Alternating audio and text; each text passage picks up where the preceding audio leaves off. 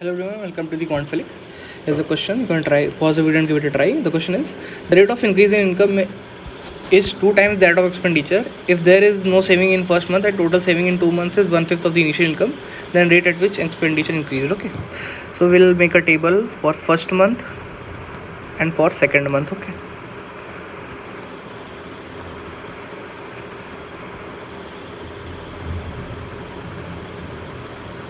This will be income, this column for income, this for expenditure, and this for saving. Okay, suppose the income is x. Okay, now it is given that there is no saving in the first month, so saving will be 0, so complete income will be complete expenditure.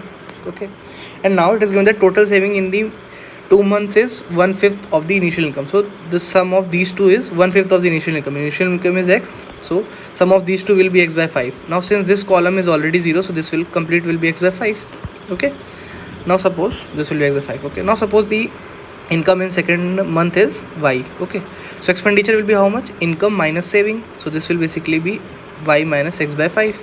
Okay, now it is given that the rate of increase of income is twice that of expenditure. Okay, so rate of increase of income will be, so basically rate is final minus the initial upon initial, so for income it will be y minus x upon initial is how much? Initial is x, so this will be x into 100. Okay, this is rate of increase of income. Now this is given twice as that of expenditure. Expenditure is how much? Y minus x by 5 minus initial is x upon initial is x. Okay, so we'll solve this gets cancelled, into 100 this side as well, so this 100 gets cancelled. On solving we get y equals 7x by 5. Okay, so we got the relation y equals 7x by 5. Okay, write it over here anywhere, y equals 7x by 5. Okay, now the question is what is the percentage increase in expenditure? Okay, so percentage increase for expenditure is basically final this month, initial is x upon initial into 100, so we'll keep 7x by 5 over here in place of y, so we will keep 7x by 5 over here.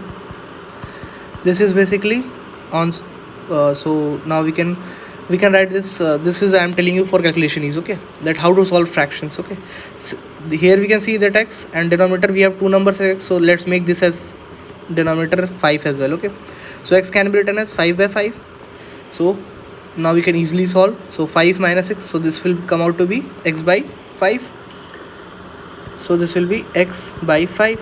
Now denominator also we have x, so x gets cancelled into 100, so this will be 20% is the answer to this question. That's it.